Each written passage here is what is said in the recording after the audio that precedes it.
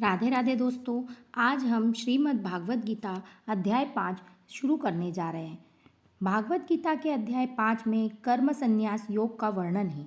इस अध्याय में कर्म संन्यास और कर्म योग के मार्गों की तुलना की गई है और बताया गया है कि दोनों मार्ग एक ही लक्ष्य की ओर जाते हैं।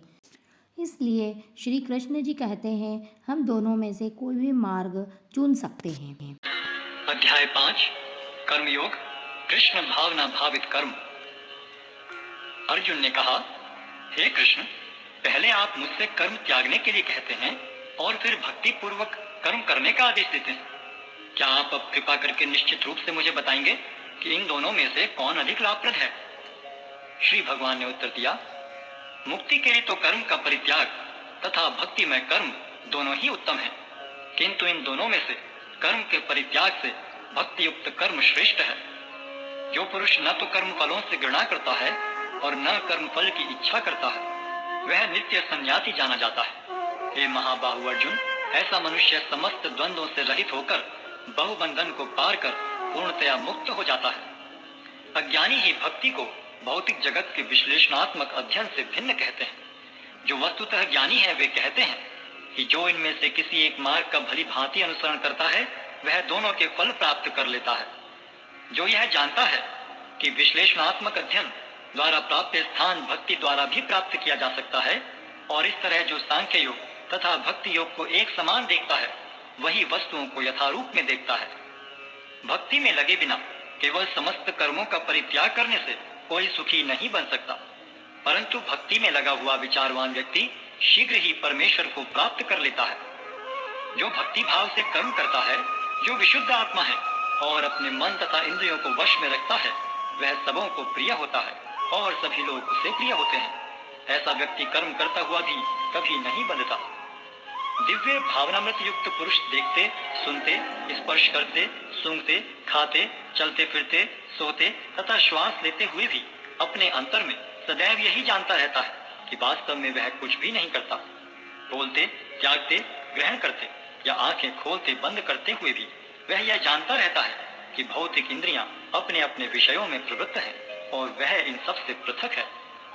जो व्यक्ति कर्म फलों को परमेश्वर को समर्पित करके आसक्ति रहित होकर अपना कर्म करता है, वह पाप कर्मों से उसी प्रकार अप्रभावित रहता है जिस प्रकार कमल पत्र जल से अस्पृश रहता है। योगी जन आसक्ति रहित होकर शरीर, मन, बुद्धि तथा इंद्रियों के द्वारा भी केवल शुद्धि के लिए कर्म करते हैं। निश्चल भक्त शुद्ध शांति प्राप्त करता है क्योंकि वह समस्त कर्मफल मुझे अर्पित कर देता है। किंतु जो व्यक्ति भगवान से युक्त नहीं है और जो अपने श्रम का फल कामी है, वह बंध जाता है। जब देहधारी जीवात्मा अपनी प्रकृति को वश में कर लेता है और मन से समस्त कर्मों का परित्याग कर देता है, तब वह 9 द्वारों वाले नगर में बिना कुछ किए कराए सुख पूर्वक रहता है। शरीर रूपी नगर का स्वामी देहधारी जीवात्मा न तो कर्म का सृजन करता है, न लोगों को कर्म करने के लिए प्रेरित करता है, न ही कर्म फल की रचना करता है। यह सब तो प्रकृति के गुणों द्वारा ही किया जाता है। परमेश्वर न तो किसी के पापों को ग्रहण करता है न पुण्यों को, किंतु सारे देहधारी जीव उस अज्ञान के कारण मोहग्रस्त रहते हैं जो उनके वास्तविक ज्ञान को आच्छादित किए रहता है। किंतु जब कोई उस ज्ञान से प्रबुद्ध होता है जिससे अविद्या का विनाश होता है, तो उसके ज्ञान से सब कुछ उसी तरह प्रकट हो जाता है जैसे दिन में सूर्य से सारी वस्तुएं प्रकाशित हो जाती हैं। जब मनुष्य की बुद्धि, मन, श्रद्धा तथा शरण सब कुछ भगवान में स्थिर हो जाते हैं, तभी वह पूर्ण ज्ञान द्वारा समस्त कलमश से शुद्ध होता है और मुक्ति के पथ पर अग्रसर होता है। विनम्र साधु पुरुष अपने वास्तविक ज्ञान के कारण एक विद्वान तथा विनीत ब्राह्मण, गाय, हाथी, कुत्ता तथा चांडाल को समान दृष्टि से देखते हैं। जिनके मन एकत्व तथा समता में स्थिर हैं, उन्होंने जन्म तथा मृत्यु के बंधनों को पहले ही जीत लिया है। वे ब्रह्म के समान निर्दोष हैं और सदा ब्रह्म में ही स्थित रहते हैं। जो न तो प्रिय वस्तु को पाकर हर्षित होता है और न अप्रिय को पाकर विचलित होता है, जो स्थिर बुद्धि है, जो मोह रहित है और भगवत विद्या को जानने वाला है, वह पहले से ही ब्रह्म में स्थित रहता है। ऐसा मुक्त पुरुष भौतिक इंद्रिय सुख की ओर आकृष्ट नहीं होता, अपितु सदैव समाधि में रहकर अपने अंतर में आनंद का अनुभव करता है। इस प्रकार स्वरूप सिद्ध व्यक्ति पर ब्रह्म में एकाग्र चित्त होने के कारण असीम सुख भोगता है बुद्धिमान मनुष्य दुख के कारणों में भाग नहीं लेता, जो कि भौतिक इंद्रियों के संसर्ग से उत्पन्न होते हैं। हे कुंती पुत्र, ऐसे भोगों का आदि तथा अंत होता है, अतः चतुर व्यक्ति उनमें आनंद नहीं लेता। यदि इस शरीर को त्यागने के पूर्व कोई मनुष्य इंद्रियों के वेगों को सहन करने तथा इच्छा एवं क्रोध के वेग को रोकने में समर्थ होता है, तो वह इस संसार में सुखी रह सकता है। जो अंतःकरण में सुख का अनुभव करता है, जो कर्मठ है और अंतःकरण में ही रमण करता है तथा जिसका लक्ष्य अंतर्मुखी होता है, वह सचमुच पूर्ण योगी है।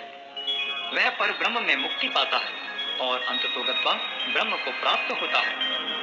जो लोग संशय से उत्पन्न होने वाले द्वेष से परे हैं, जिनके मन आत्म साक्षात्कार में रत हैं, जो समस्त जीवों के कल्याण कार्य करने में सदैव व्यस्त रहते हैं और जो समस्त पापों से रहित हैं, वे ब्रह्म निर्वाण को प्राप्त होते हैं।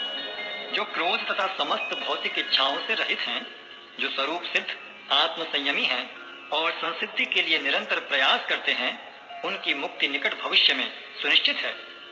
समस्त इंद्रिय विषयों को बाहर करके, दृष्टि को बाहों के मध्य में केंद्रित करके, प्राण तथा पान वायु को नथुनों के भीतर रोककर और इस तरह मन, इंद्रियों तथा बुद्धि को वश में करके जो मोक्ष को लक्ष्य बनाता है, वह योगी इच्छा, भय तथा क्रोध से रहित हो जाता है।